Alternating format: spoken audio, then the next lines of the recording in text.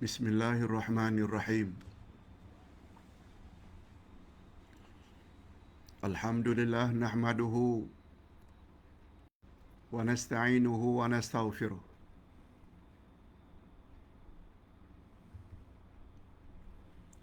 Wa na'udzu billahi min shururi anfusina wa min sayyiati a'malina. Man yahdihillahu fala mudilla lahu wa man yudlil fala hadiya lahu. Asyhadu an la ilaha illallah wahdahu la syarika lah wa asyhadu anna Muhammadan abduhu wa rasuluh la nabiyya ba'dah. Allahumma salli wa sallim ala nabiyyina Muhammad wa ala alihi wa sahbihi ajma'in, amma ba'd.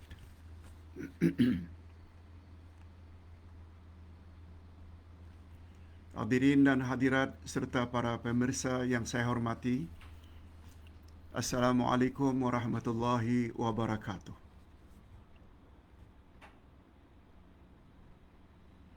Alhamdulillah, kita bersyukur kehadirat Allah Azza wa Jalla.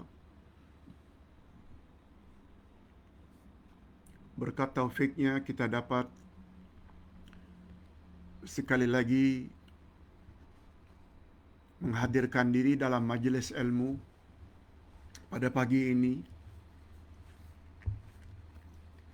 di bawah tajuk Mukaddimah dan Panduan Doa Jenazah.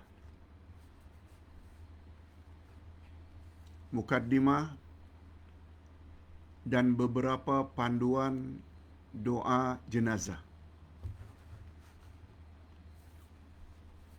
Berdasarkan buku ini, buku yang terbaru, Himpunan Doa Jenazah.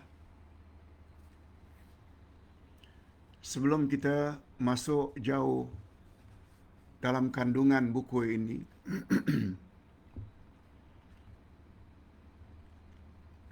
bagus juga kita awali dengan mukaddimah.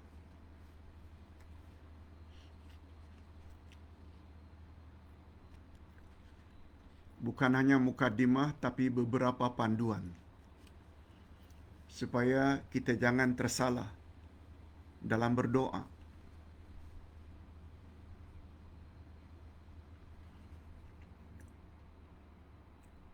Doa jenazah termasuk perkara yang sangat mustahak dalam hidup.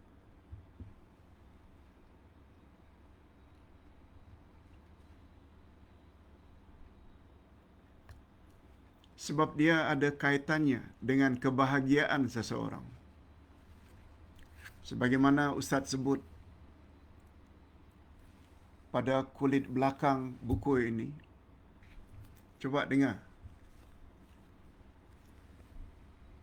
Kebahagiaan seseorang di alam barzakh, alam kuburan, dan alam akhirat. Setelah kita mati, kita akan melalui dua alam lagi. Jangan lupa kata para sahabat salafus salih, khuliqan nasu lil abad. Manusia dicipta oleh Allah untuk hidup kekal abadi selama-lamanya. Walakinnahum yantaqiluna min darin ila dar. Hanya saja manusia mesti berpindah dari satu alam ke alam berikutnya. Kita yang hidup di dunia sekarang ini, alam ini namanya alam ketiga. Kita sudah lalui dua alam sebelumnya, alam roh dan alam rahim. Dan kita akan lalui dua alam lagi setelah kita mati, meninggalkan dunia.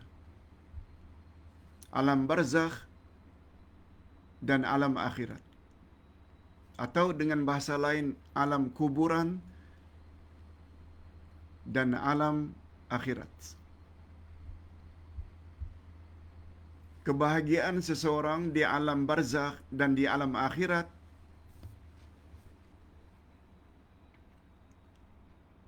sangat berkaitan rapat dengan doa.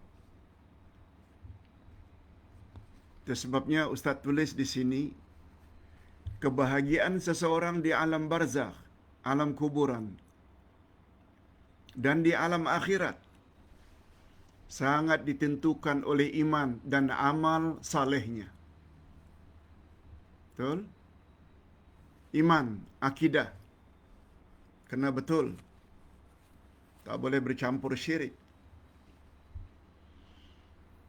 Dan amal salehnya, salatnya, puasanya, zakatnya, hajinya, umrah, ihsan pada ibu bapa dan lain-lain, itu amal saleh. Kebahagiaan seseorang di dua alam itu, alam kubur dan alam akhirat, sangat ditentukan oleh iman dan amal salehnya.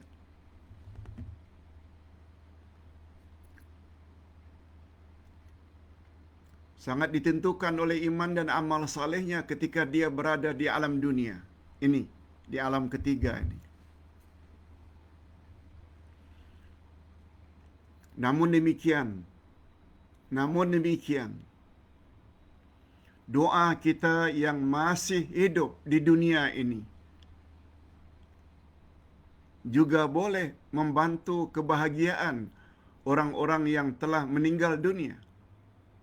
Ibu bapa kita, uncle auntie kita, adik beradik kita, kakak kita, orang-orang yang kita sayangi yang sudah meninggal dunia berada di alam kubur, masih boleh kita bantu, masih boleh kita tolong, walaupun mereka sudah meninggal dunia. Macam mana caranya? Doa. Ini yang kita maksudkan doa jenazah.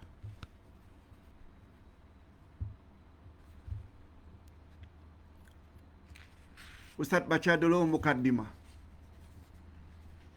biar kita jelas berdasarkan apa yang tertulis.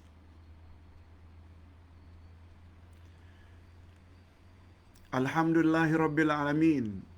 Wassalatu wassalamu ala asyrafil anbiya'i wal mursalin wa ala alihi wa sahbihi ajma'in. Amma ba'd. Demikian mukaddimah. Yang artinya, segala puji hanya milik Allah, Tuhan sekalian alam. Alhamdulillahirabbil alamin. Kita dah belajar dah ayat kedua dari surat Al-Fatihah. Hanya kepadanya kita beribadat dan hanya kepadanya kita memohon atau berdoa. Lagi-lagi surat Al-Fatihah. Iyyaka na'budu wa iyyaka nasta'in. Kita dah belajar dah. Salawat dan salam untuk Nabi kita Nabi Muhammad sallallahu alaihi wasallam dan ahli keluarganya. Itu juga termasuk amal saleh yang sangat besar ganjarannya. Sebagaimana sabda Nabi, man salla alayya marrah sallallahu alaihi asyara marrat. Siapa berselawat kepadaku satu kali, Allah berselawat ke atasnya 10 kali. Macam mana kalau kita berselawat sampai 50 kali, 100 kali dalam sehari? Salawat Allah kepada kita makna Allah cucuri rahmat dan berkat dalam hidup kita di dunia ini. Itu makna salawat Allah.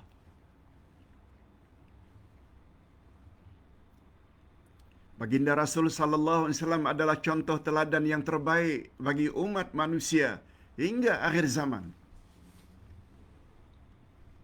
Siapa yang tidak iktiraf Nabi Muhammad sebagai role model, contoh teladan terbaik, khasnya dalam beragama, rosak imannya. Itu sebabnya dengar cakap guru, mursyid, murabbi, kiai, habib, boleh. Tapi karena terlalu ta'assub dan fanatik kepada tuan guru, sampai hadis Nabi ditolak, rosak imannya. Apalagi sampai menolak hadis Nabi. Nabi bercakap bukan berdasarkan hawa nafsu. Lihat ayat 3 dan 4 dari surat An-Najmi. Wa ma yantiqu 'anil hawa in huwa illa wahyun yuha. Nabi Muhammad tidak bercakap berdasarkan hawa nafsunya. Semua percakapan baginda adalah wahyu.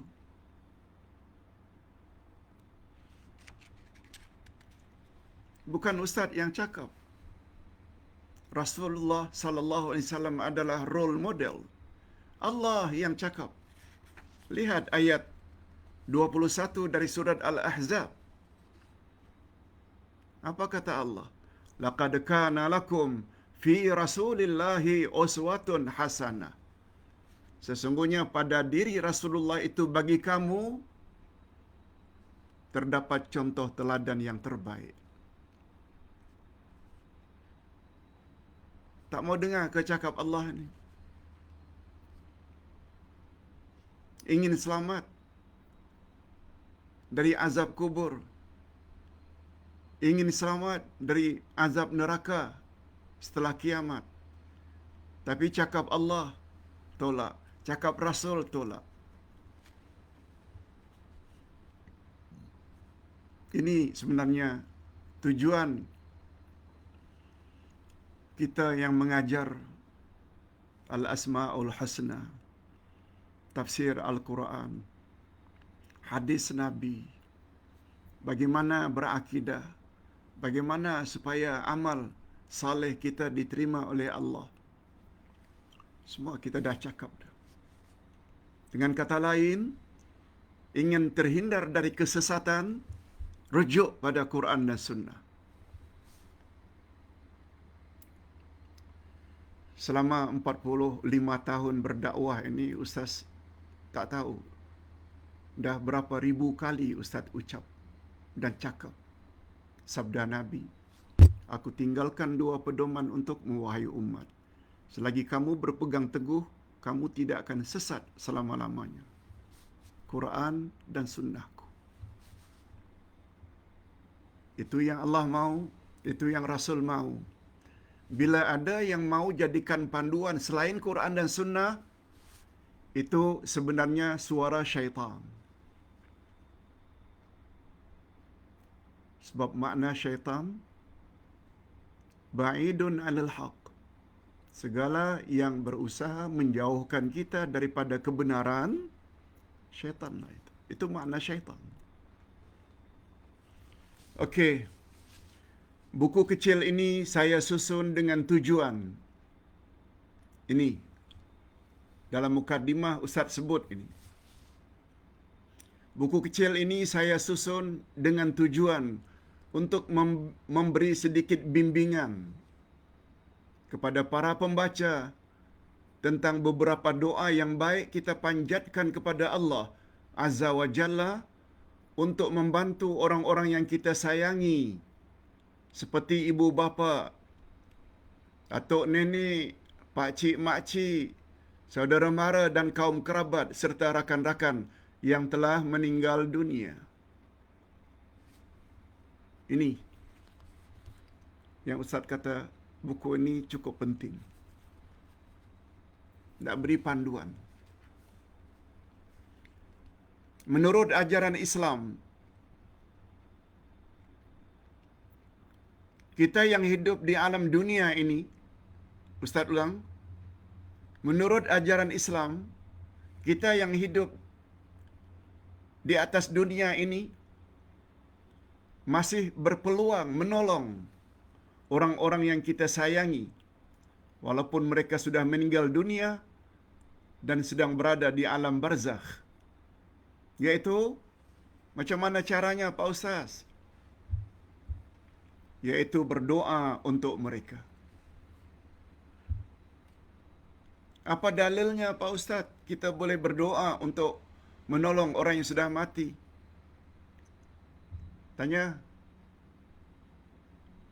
Fas'alu ahla dzikr in kuntum la ta'lamun. Tanyalah kepada orang yang tahu bila anda masih belum tahu.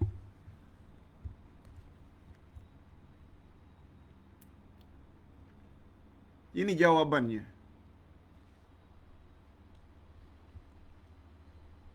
Kita bawa ayat Quran dulu, surat Al-Hasyr ayat 10. Apa kata Allah?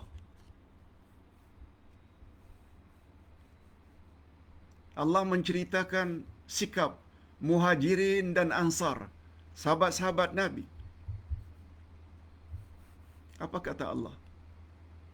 A'udzubillahi minasyaitonir rajim. وَالَّذِينَ جَاءُوا مِن بَعْدِهِمْ يَقُولُونَ رَبَّنَا اغْفِرْ لَنَا وَلِإِخْوَانِنَا الَّذِينَ سَبَقُونَا بِالْإِيمَانِ وَلَا تَجْعَلْ فِي قُلُوبِنَا غِلًّا لِّلَّذِينَ آمَنُوا رَبَّنَا إِنَّكَ رَءُوفٌ رَحِيمٌ.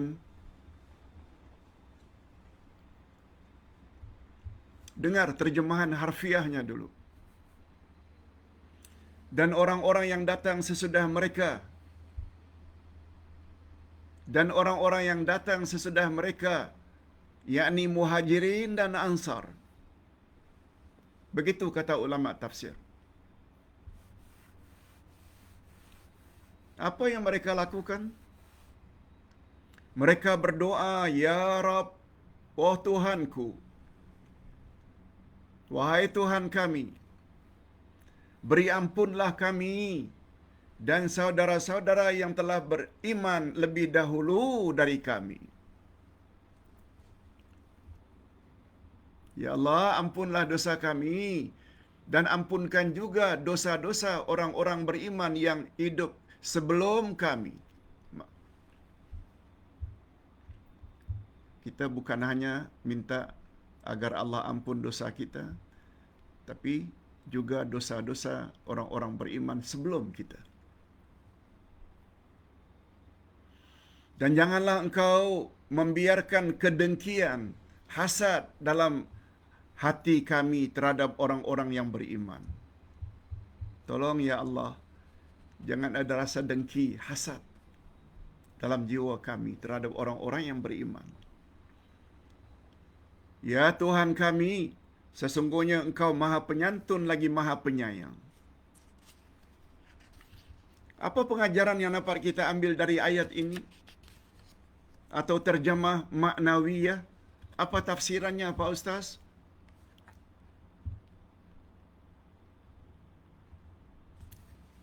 Ada 3.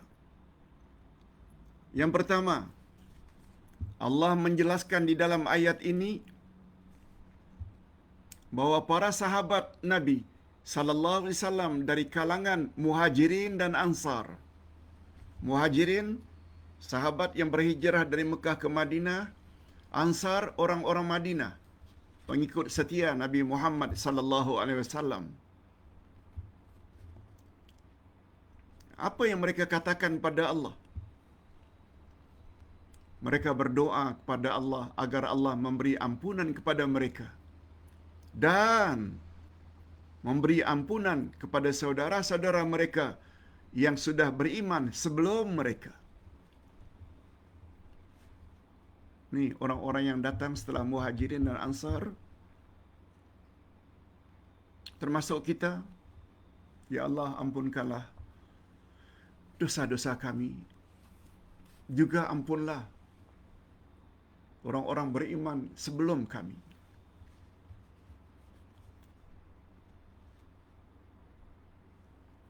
Lalu pengajaran yang kedua, orang-orang yang sudah beriman sebelum kami, sebelum kita, ada di antara mereka yang masih hidup, ada di antara mereka yang sudah wafat. Termasuklah nenek moyang kita, atau dahulu yang beriman. Selain Engkau ampun dosa kami, ampun jugalah dosa orang-orang beriman sebelum kami, sama ada mereka masih hidup atau telah meninggal dunia.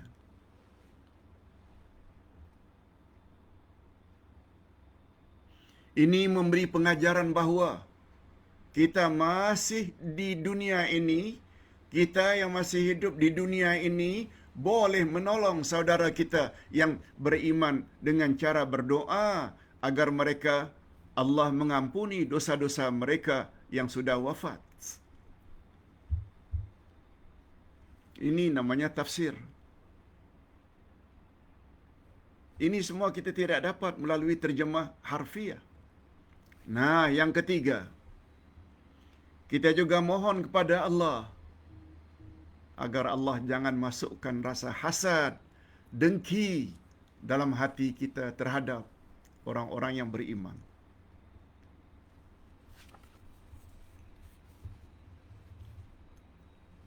Hasad cukup bahaya.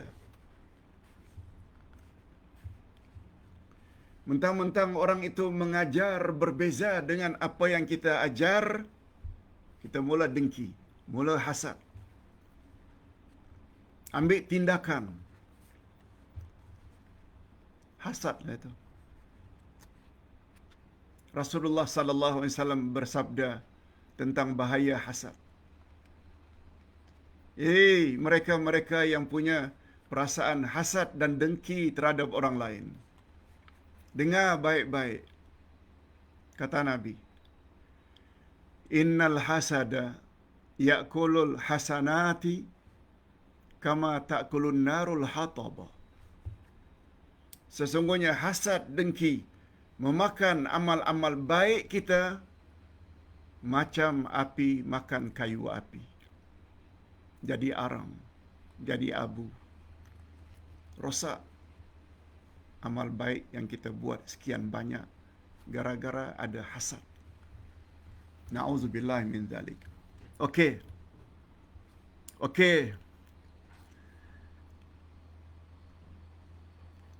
Kita bawa lagi hadis Nabi sallallahu alaihi wasallam. Kalau tadi ayat Quran, ayat berapa?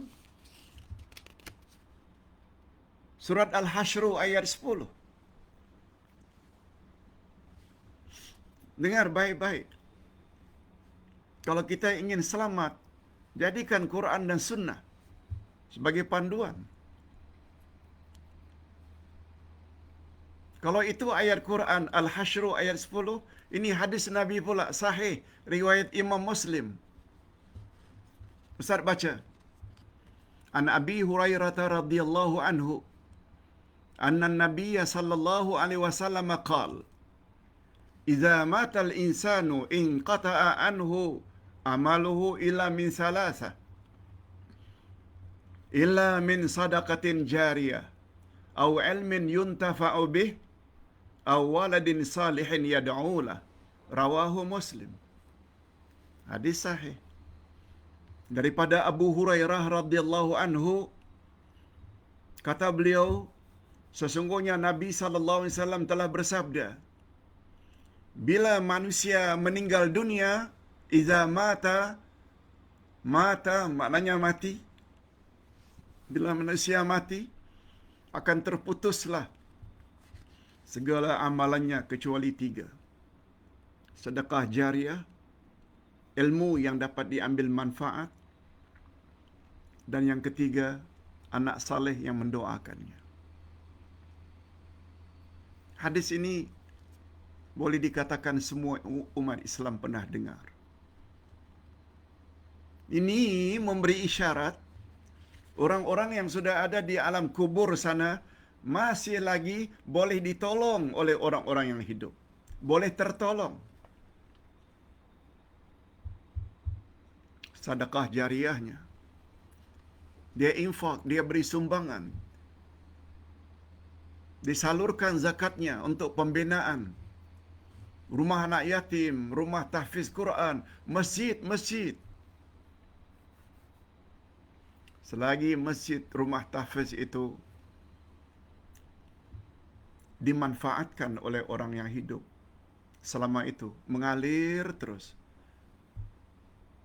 Sedekah, sumbangan. Jariah maknanya mengalir terus. Sebagaimana sumbangan bapa-bapa dan ibu-ibu untuk sekolah El Yasin, Mafaza, Masjid Fatimah Az-Zahra di Batam yang Ustaz bina. Jangan bimbang. Sekarang kita dapat ganjarannya karena sudah dimanfaatkan. Sampai kita dah mati pun akan mengalir terus. Bukan hanya untuk kita. Untuk ibu bapa kita juga.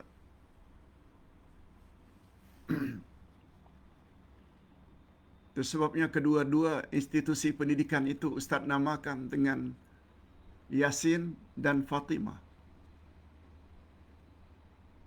Untuk bantu kedua-dua mereka yang sedang berada di alam barzakh. Ustaz yakin mereka tertunggu-tunggu amal saleh yang anaknya buat. Bukan Ustaz yang membina. Ustaz hanya sebagai koordinator saja. Penyelaras saja. Duit-duit semuanya datang daripada sumbangan jamaah yang tak henti-hentinya. Allahu Akbar. Hadirin dan hadirat rahimakumullah. Itu sebabnya Ustaz gembira komen setengah jemaah. Terima kasih Pak Ustaz yang telah memberi kami peluang untuk menyumbang, membuat sekolah, mengajar anak-anak dengan ajaran Islam yang betul, akidahnya, cara ibadatnya, akhlaknya. Dapat juga kami numpang pahala untuk kami dan ibu bapa kami. Yes. Itu komen yang sebenar. Itu komen yang betul. Ustaz bukan memaksa, hanya memberi peluang. Keuntungan bukan untuk Ustaz saja, untuk setiap orang yang menyumbang. Agar orang-orang yang kita kasihi bahagia di alam barzakh. Mereka yang sepatutnya disiksa, akhirnya tidak jadi disiksa. Karena terus dikirim. Ini belum lagi yang kedua. Ilmin yuntafa'u bih. Yang kedua yang juga boleh menolong orang yang sudah mati, ilmu yang dapat diambil manfaat. Itu sebabnya hadirin dan hadirat, mengapa kuliah online seperti ini perlu diteruskan? Mengapa penulisan kitab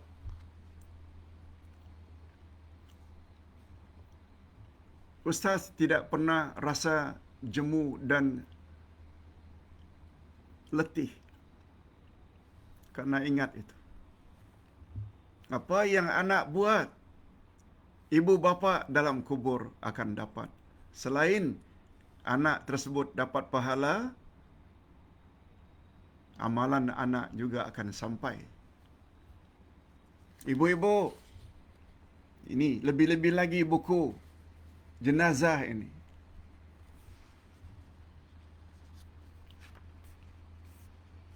Yang hanya RM7.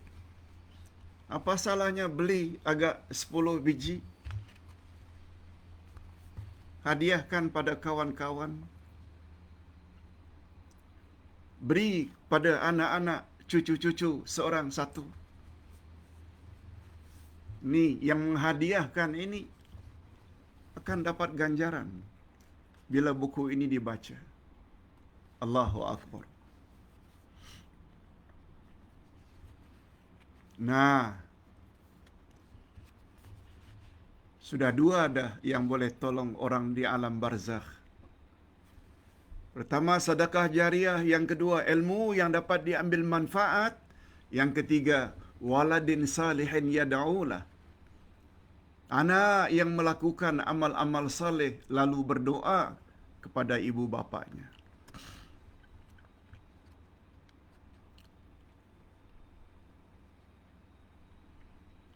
Kata ulama hadis, ketika mengulas hadis ini, Syekh Nasaruddin Albani, Rasul sallallahu alaihi wasallam menggunakan walad, bukan ibnun salihun yad'ulah. No. Mengapa walad, Pak Ustaz? Bukan ibnun. Bukankah ibnun itu membawa makna anak lelaki? Abdullah, son of Yasin. Abdullah bin Yasin. Bin itu son. Anak laki-laki. Najwa binti Abdullah. Najwa, daughter of Abdullah. Satu-satunya anak perempuan Ustaz yang sekarang berada di Abu Dhabi ikut suami. Bukan bin, bukan binti, bukan son, bukan daughter. Mengapa walad? Sebab walad itu dalam English child, jamaknya children, termasuk di dalamnya son and daughter. Itu rahasianya. Itu sebabnya tidak betul mana-mana ustaz-ustazah yang mendakwa. Hanya doa anak laki-laki yang sampai, anak perempuan tidak sampai. Ustaz tersebut perlu belajar lagi bahasa Arab. Allahu Akbar.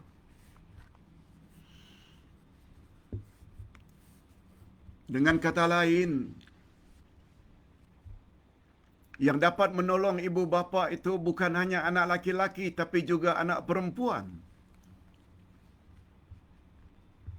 Itu sebabnya Rasul menggunakan waladin salihin yad'ulah. Malah lebih daripada itu, kata Syekh Nasaruddin Albani. Apa kata Syekh Nasaruddin Albani?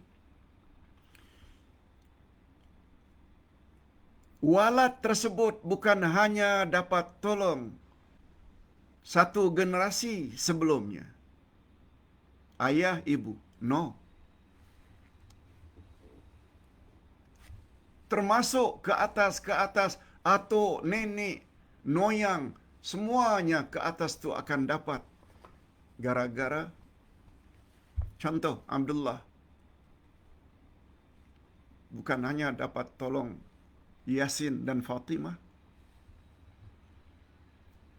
Yasin bapaknya Ilyas, atuk dapat. Fatimah ayahnya dan ibunya. Abdul Ghani, nenek pula Halimah. Semuanya bila si anak yang bernama Abdullah beramal saleh, tak kira apa saja amal saleh, baca Quran, bersedekah, menulis buku-buku agama, bukan saja Yasin dan Fatimah yang dapat, tetapi juga Abdul Ghani dan Halimah. Begitu juga atuk Ilyas akan dapat. Abdul Ghani, Halimah, Ilyas punya bapa, punya ibu, punya atuk, punya nenek ke atas, semuanya dapat. Bukan setakat satu generasi di atas. Itu sebabnya bapa-bapa dan ibu-ibu bila mendidik, jangan hanya yang kita didik hanya anak. Taruhlah sekarang kita insaf dulu, kurang mendidik anak karena tidak begitu banyak pengetahuan agama. It's okay. Sekarang kita ada cucu. Kita ada cicit. Didik cucu dan cicit. Yang apabila cucu dan cicit jadi anak yang saleh dan salihah, atau nenek juga akan dapat kelak bila sudah mati. Tuh. Pemahaman macam ini yang perlu. Itu sebabnya Ustaz sengaja buat mukaddimah seperti ini supaya hanya tinggal dalam rak buku saja, almari saja, tak dibaca. Sebab ilmu sangat mustahak. Itu sebabnya kata Nabi, "Man salaka tariqan liyaltamisu fihi ilma, sahhalallahu lahu bihi tariqan ilal jannah." Siapa yang bersungguh-sungguh menuntut ilmu, niscaya Allah permudahkan baginya jalan menuju ke syurga. Mengapa ada hadis macam itu? Sedangkan untuk masuk syurga, syaratnya kan iman dan amal saleh. Apa kaitannya dengan ilmu, Pak Ustaz? Sebenarnya sangat erat. Iman dan amal saleh yang kita dakwa tidak ada makna kalau iman dan amal saleh tersebut tidak dilakukan berasaskan ilmu. Itu dia. Itu sebabnya siapa bersungguh-sungguh ke majlis ilmu, Allah permudahkan baginya jalan ke syurga. Iman baru sempurna bila ada ilmu. Amal baru diterima dan mendapat gelaran amal saleh bila dilakukan berasaskan ilmu. Bukan ikut-ikutan. Itu sebabnya Ustaz selalu katakan, Islam agama ilmu, bukan agama ikut-ikutan, bukan agama nenek moyang. Walaupun bapa-bapa dan ibu-ibu serta para pemirsa agak lambat mendalami ilmu agama, jangan bimbang. Ustaz selalu gunakan istilah terlambat adalah lebih baik dari tidak sama sekali. Better late than never. Better late than never. Lagipun ilmu yang paling mustahak ketika umur dah lanjut, dah lansia. 50, 60, 70, 80, makin perlu kepada ilmu-ilmu tentang Allah, tentang Rasul dan selok-belok agama. Bila ditanya mengapa Pak Ustaz? Sebab sebentar lagi akan exam. Mati dalam kubur akan ditanya, Man Rabbuka? Siapa Tuhanmu? Macam mana nak jawab bila tidak ada knowledge tentang Allah, ma'rifatullah? Wa man nabiyuka? Siapa nabimu? Macam mana nak jawab bila tidak ada knowledge tentang Nabi Muhammad, ma'rifatun nabi? Wa ma dinuka? Apakah agamamu? Macam mana nak jawab bila tidak ada ilmu tentang selok-belok agama, ma'rifatud dinil islami? Tu. Alhamdulillah. Katakan Alhamdulillah. Khasnya bagi para jemaah yang tekun mendengar celoteh Ustaz. Tapi yakinlah, celoteh bukan sembarang celoteh. Semua celoteh udai selalu berpaksi kepada kalamullah, kalamur Rasul. Mudah-mudahan kita diberi oleh Allah istiqamah, konsisten, berterus-terusan sampai akhir hayat. Nah, terakhir, sudah 40 minit dah kita bercakap tentang topik ini, baru mukaddimah. Apa Pak Ustaz? Sedikit panduan. Okey. Ini dia panduan. Di dalam kaedah bahasa Arab, terdapat beberapa ketentuan yang berbeza dengan kaedah bahasa Melayu.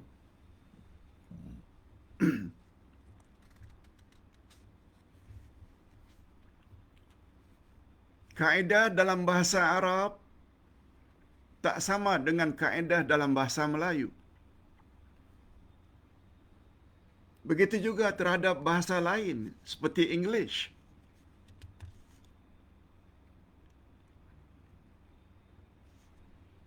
Kalau bahasa Melayu, 2-3 buku namanya buku-buku. Tapi English barangkali ditambah S di belakangnya, books.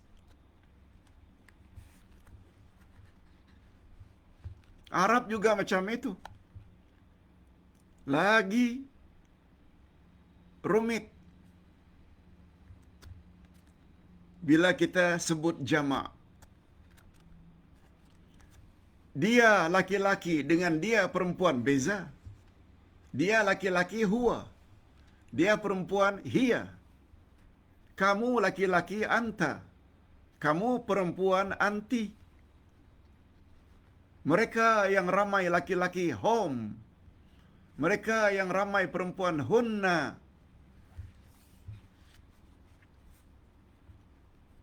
Al-Quran bahasa Arab.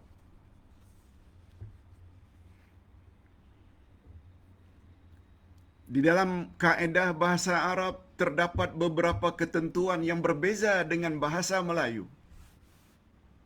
Antaranya tentang penggunaan kata ganti untuk kaum lelaki dan kaum wanita. Huwa, huma, hum. Huwa dia seorang. Huma dia 2 orang. Hum dia laki-laki yang ramai. Perempuan hiya dia laki-laki seorang. Huma 2 orang laki-laki perempuan. Hunna ramai laki-laki, lebih dari 2. Jika kita berdoa agar Allah memberi ampunan untuk kaum laki-laki, bila kita berdoa agar Allah ampun untuk orang yang kita doa dia laki-laki, ayah ke, uncle ke, abang ke, bunyi doanya, Allahumma ufir lahu, warhamhu, wa'afihi, wa'fu anhu. Ya Allah, ampunkanlah dia. Cucurilah dia rahmat kasih sayangmu. Berilah dia afiat, kesehatan, dan maafkanlah dia. Tetapi jika kita memohon untuk perempuan sama ada ibu atau kakak atau anti, sama ada ammati atau khalati, ini lagi.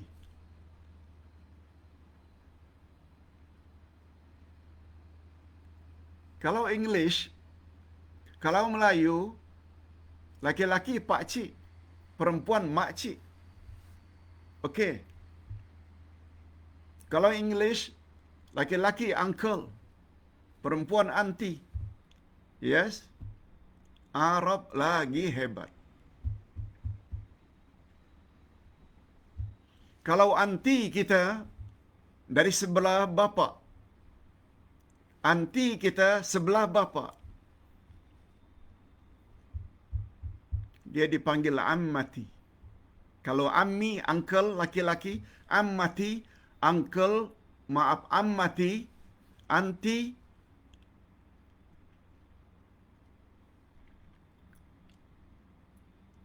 dari bapa. Kalau anti dari sebelah ibu, lain lagi. Kalau laki-laki, khali. Kalau saudara perempuan, ibu, namanya khalati. Allahu Akbar. Kita bukan belajar bahasa Arab ya, sekedar nak beritahu.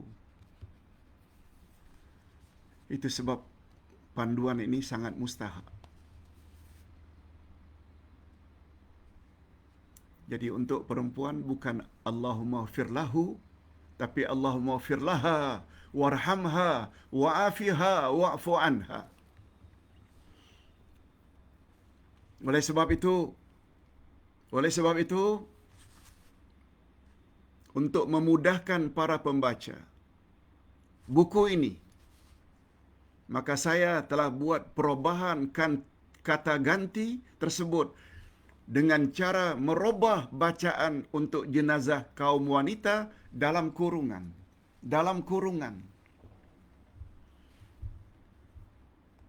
Allahumma ghfir lahu dalam kurungan laha. Lahu diganti dengan laha.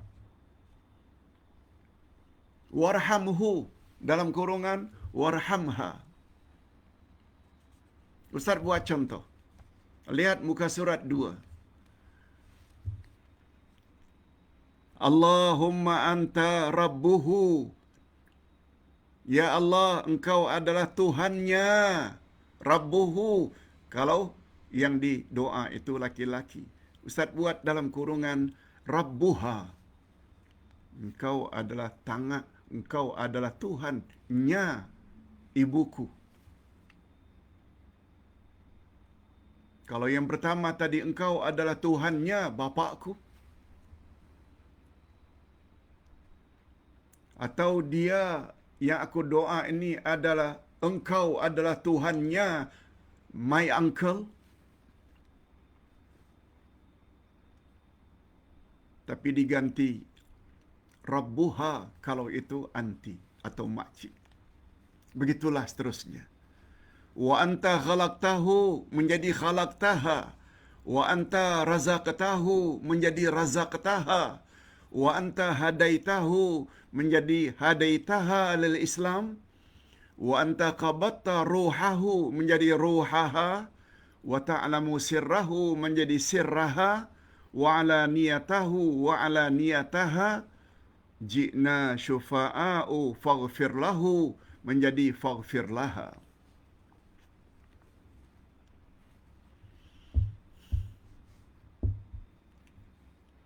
Ustaz kira clear.